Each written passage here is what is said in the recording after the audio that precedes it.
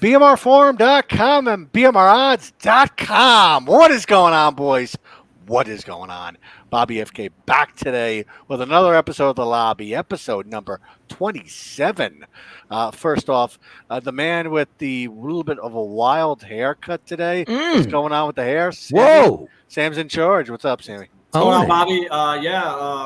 Took the hard top off. It's beautiful in upstate New York, so went for a drive. Probably getting a haircut in the next couple days, but it's getting a little bit lengthy. So that explains it. Okay. Little samurai, but check out these grays. Oh. Yeah, I get it, man. Super gray. You're too young for the grays, Sammy. What's going on there? Only 32, turn 33 next month, but I have my mom's full head of hair, so I'm loving it, but I got the grays, so I accept it. I'm okay with it.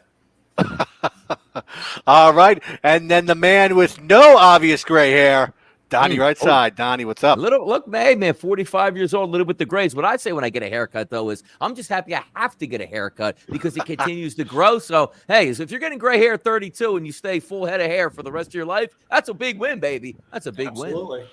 Yes, it is. And speaking of wins, let's jump right into it. Jeannie, wonderful Jeannie. She is going with Pittsburgh today at plus 120. And her shout out is for poster Pete Zero or Pete O. I like Pete O better. I think it's Pete Zero, one of our newest BMR ballers. So congratulations on that, Pete, and welcome to the big leagues. Big time. By the way, Pittsburgh won. So there you go. Right off the bat, Jeannie. All right, Jeannie. There you go. Yeah. There you go. So speaking of winning, Sammy, you got anything for baseball for us today, buddy? Yeah, so going with baseball, I am changing strategies and I am going away from picking sides because I'm pretty bad if you're watching my thread. But I went 1-1 in strikeout props on Monday. And then today I got 3 props. I'm going with Carlos Rodon for the Yankees under 6.5. He has 2 starts and both of them went under, and that is actually plus money. Okay. For the Detroit Tigers, we got Eduardo Rodriguez over 5.5 strikeouts. 8 out of his 10 last starts have been over, and his 2 under starts were tied at 5. So over 5.5 should be a good play there. And the last one for the New York Mets, Justin Verlander, under 6.5. He's gone under 7 out of 11 out of the 13 games this year. So going under Justin Verlander, 6.5. Those are my 3 plays for the big leagues. All right. Well, hopefully you changing up your strategy to those props will help get you on the winning ways, Sam. Well, we're praying for something. We got to make something up. There's still a few weeks left before football, so I got to get a little baseball action to keep me going, especially because tennis is during the morning time, so need that night action. So we'll throw some props in there. All right. Donnie, what do you got for us on the diamond? Yeah, looking for a bounce back here on the RBI props, which yesterday came up lame in a couple of environments, but actually an interesting one. I had to wait 24 hours to get paid on a play of the day, which was the San Francisco Giants, which had a suspended game, which completed the following day, which went to extra innings. And thank goodness, because most books will tell you it's got to be played within 48 hours of the finish in the same facility. So that counted, that cashed in, and was great. But tonight, I got some good ones here. Sean Murphy, the Braves. Now, check this one out last night. I had Matt Olson yesterday get an RBI in the Braves game. They scored 13 times, and he didn't get 1 RBI. So I'm due tonight with Sean Murphy. He's got great numbers against right-handed pitching, so he should be fine. Jake Fraley, a plus 185 price to get an RBI tonight for the Reds. And also Juan Soto, who went into the outfield, playing good baseball here. Just need him to get over 1.5 total bases tonight against Jose Barrios. If he does, that's a plus 130 price. So plus money numbers tonight, looking to cash in. But again, and he scored 13 times, and I don't cash an RBI prop with the best hitter on the team in the middle of the lineup. It happens, boys. It happens. Unfortunately, and that's horrible. 13 times, and you don't get it. Come on. Yeah, that was a football halftime score, 16. Yeah. 13. Oh my God. Yeah, it went crazy. The game was nuts. Yeah. Really. Sammy, tennis. How's that tennis thread looking? We got Wimbledon. What's going on over there? Yeah, so we just ended grass season, although there's a grass court event in Newport this week right now. But we just ended grass court. We're basically back to hard court starting in a couple weeks. There's still 2 clay court this week. Small tournaments, no big name players are playing. But we ended grass season down almost 9 units. Wimbledon, unfortunately, was a tough break at the end. It was an unbelievable finals between Alcaraz and Djokovic. It went 5 sets. It went 5 hours. As a tennis fan, as just a fan of sports, it was an incredible match. The 36-year-old versus the 20-year-old, the greatest of all time, arguably, versus the next up-and-comer, everyone, crowd favorite. But it came down to 3 main points in that match. And the second set tiebreaker, Djokovic was up 6-5, and then he hit 2 unforced errors into the net, giving Alcaraz the lead in the tiebreaker, and then he had a return winner to win that second set. And then moving ahead to set 5, Djokovic had break point at 1-0, had an overhead smash, hit it into the net. Alcaraz ended up winning that serve and then breaking the next and then winning the final set 6-4. But it was an unbelievable match. Congrats to everyone that took Alcaraz, such as JJ Gold and JDS. He actually won a side bet against me as well in that thread. But everyone involved in that Wimbledon thread, you got Big J, Pie Mike, JJ Gold, Wager All Sports, Stormtrooper, Brock Landers, Billy the Goat, JDS, Homie. Appreciate all the input. It was a fun afternoon, again, for a Sunday with not a lot of sports. It covered 5 hours of action, so it was a good event. But we're looking forward to hard court. If you look at my tennis thread overall, I'm plus 53 units on the hard court. All right. 14 units on the other surface. So primarily over the next 3 months, we're going to be back into the U.S., back into, U.S. Open in New York City. So we're going to be majority hard court moving forward. So hopefully bounce back the next few months and get some positive units going in the tennis thread. So super excited moving forward. Awesome. Glad to hear the update. Yeah. And, even though you're down on the grass, up in the hard court, you're still up overall. So can't win every tournament, man. You just keep fighting back. And by the way, I did watch you on that Sunday, 5th set, and I tuned in late in the 5th set, and I actually enjoy watching the post game where they give the interviews and how much it meant to those two. Like, can you imagine squaring up against somebody and how physical tennis is, playing 5 hours in that high emotion? Wow. It's amazing to watch these athletes do that. It's sensational stuff. No, absolutely. And actually, Alcaraz learned from the French Open semifinals. I mean, Donnie knocked it out, and that's a casual tennis guy knowing how much adrenaline goes into it. So in set number 3 of the French Open, Alcaraz tightened up. He cramped up. He basically had to lose the rest of the match. He lost 6-1, 6-1. Whereas this time he took like a different approach to it. And whatever he learned from 6 weeks earlier made the difference to give him that edge to keep him going 5 sets. No, absolutely. Yeah. Makes sense. And so let's jump right into it, guys. And I'll give you my opinion to start with. Is the running back position in the NFL, is it dying out? Is it still as, noteworthy as it once was? I think so. I mean, you need running backs to win games. You need running backs. They provide a lot of protection for the quarterback and, just help move the ball. So I think it is definitely still a very valued and coveted position.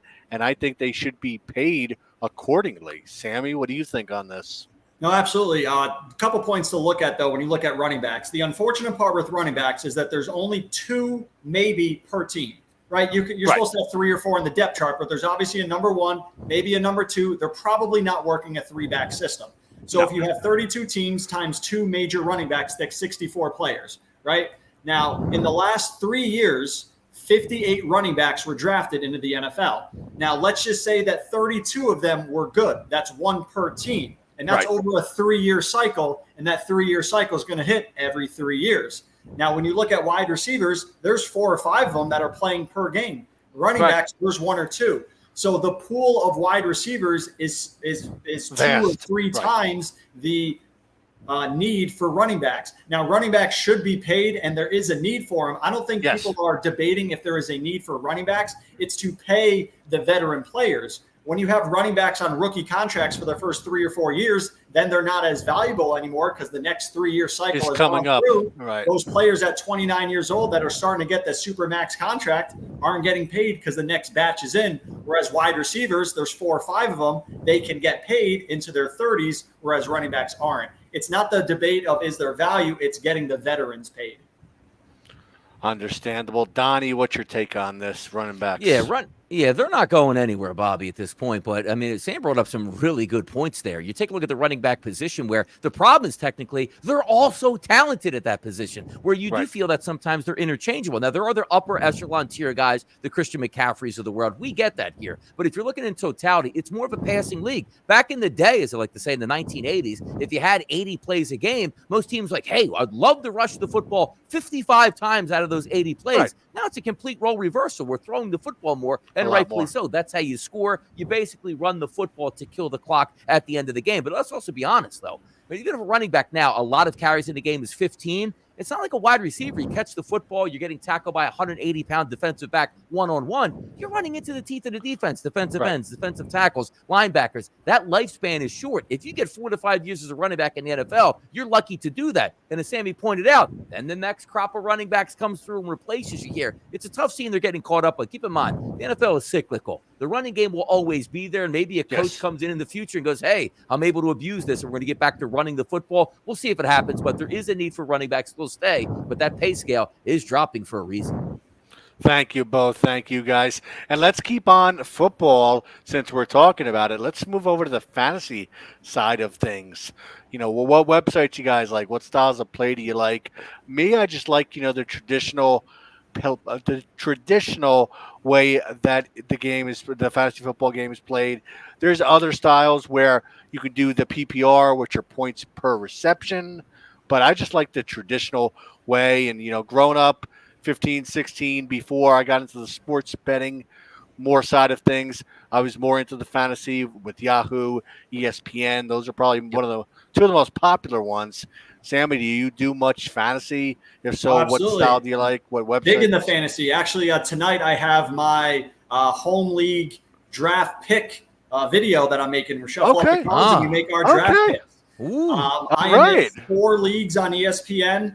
I've been doing it since I was 16, 17. I started off actually doing fantasy football by hand on a spreadsheet where I'd calculate my own scores. And obviously then you improve to ESPN and everything. Yeah. But I'm a 2-time defending champion in my work league, where we already drew draft picks, and actually I am the number 1 pick. So we definitely need to do a video next, in the next couple of weeks where we discuss the number 1 pick and the strategies going in.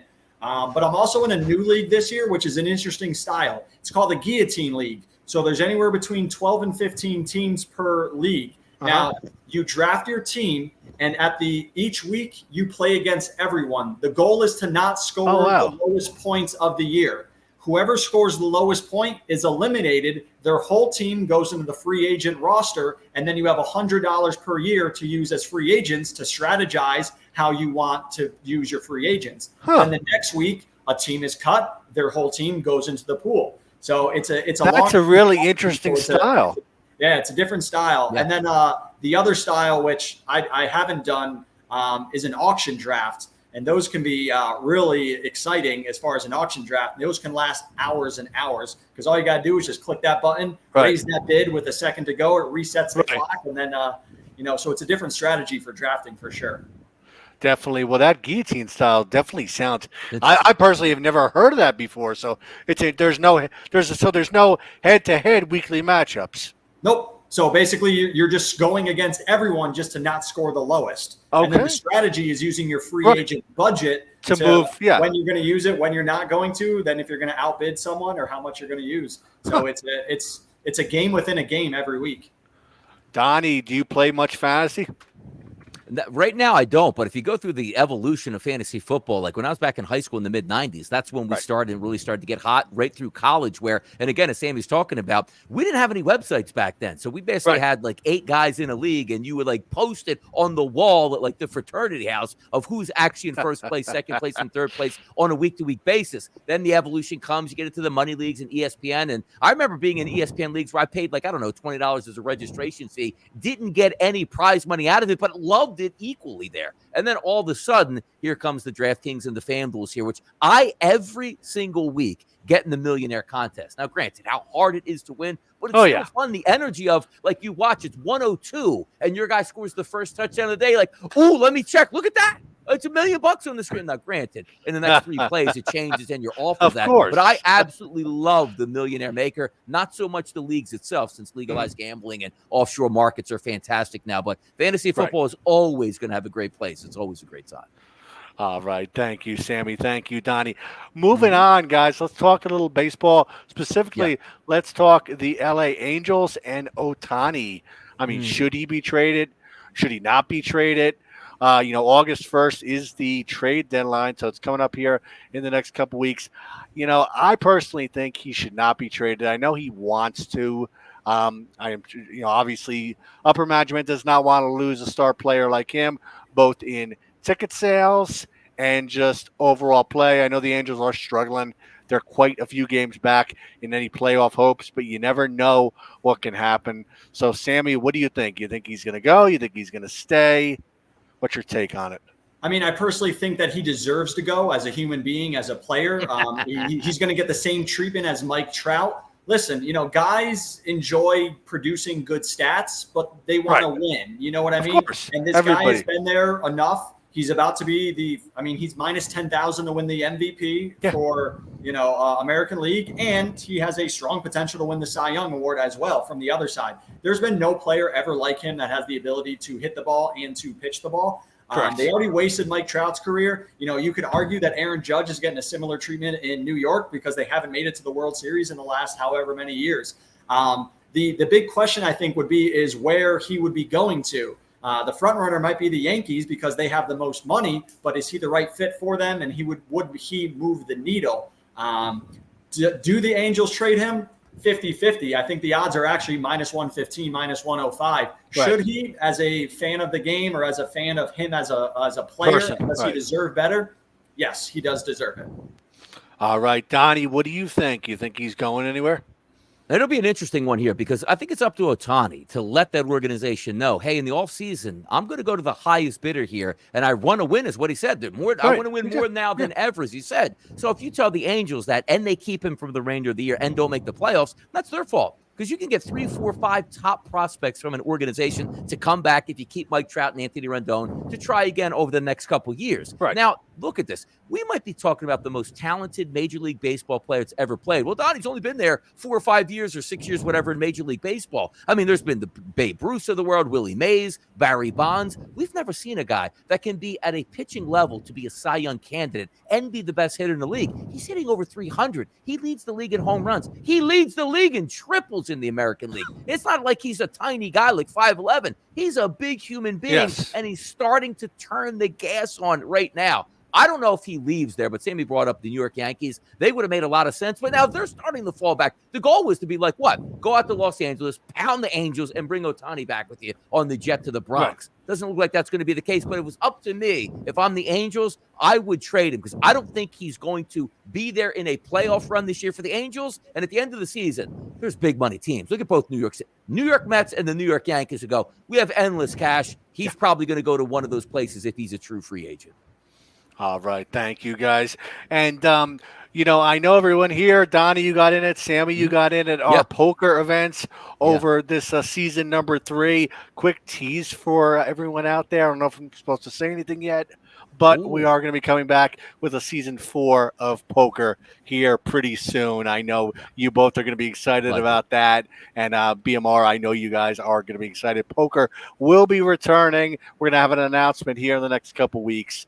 But definitely keep an eye on that if you're a poker fan. Season 4 of BMR's Poker Extravaganza will be back, guys. Sammy, social media. How do you follow us on social media? What do you get for it? Yeah, so in reference to social media, if you're on Instagram, it is at BMR_review. And I talk about it every week. If you are on Twitter, at BMR Reviews. The Twitter account is great, especially because they have some contests that they're going on as well with the Pick 5. Pick one game a day. If you pick it for 5 straight days, you win $500. I sadly lost on day 5. I saw Donnie, you lost yesterday on day 2. But, hey, it's a free chance to get it. Make sure to sign up. You got to be a baller to actually get the prize. And all you got to do is follow them, take a screenshot, send it to Jeannie or Bobby, and get yourself some 400 baller coins. Yeah. Yes, thank you, thank you. And Sammy, you got anything else for us, sports related for this week into the weekend? Same for you, Donnie. Anything else? Yeah, so I got a poker game tonight at my house. I'm All hosting. We got right. anywhere between 13 and 15 people, $50 Okay. buy-in. So, we'll pay out top three, and looking forward to that. As far as the rest of the week, it'll just be daily tennis. I'm going to start betting the quarterfinals, and then, whatever strikeout props we're looking at for the future. The Women's World Cup is starting, so shout out to the USA Women's World Cup. Let's take home the title. All right. Good luck in the poker event tonight. Hopefully you cash in that. And everyone here at BMR, hope you guys have a great week and best of Hey, luck. Donnie, On do you have all- anything? Yeah, but look, hey, come on, Bob. You shut me out of the show already here. Well, Come you on, didn't brother. say you didn't say anything. I was waiting for Sam here, but no, the Open Championship starts tonight over in England. Got a couple players here: Cam Smith, Dustin Johnson, and Rory McIlroy that have a couple minor wagers on. But also, when we talk about social media a lot, sometimes it doesn't end. And again, we have a great website at Bookmakers Review that you can go, you can spill your thoughts out there, have some fun. There's a lot of great engagement. But I'm big on Twitter here, and I'm on TweetDeck. I have a separate side here just for Bookmakers Review. If you're watching this video, get engaged with it. As Sammy said, there's great options that you can have where you can win money, and it's for free. It doesn't cost you anything, but also post on the timeline. Pick a winner here. It's amazing the following you can create for yourself. If you go on that timeline like, hey, I'm on the Cubs side. Ooh, that's a winner. I'm on the Marlins tomorrow. Ooh, that's a winner. They'll follow you. That's what we do. Share the information. It's all over the place, and it's so easy to do, people. It is. Share the information and share the winners. Yes. So, Donnie, can I end the show now? Let's do it. I'm ready for dinner. All righty, guys. You guys have a great week. Best of luck, BMR, and let's pick some winners. Let's go. Yeah.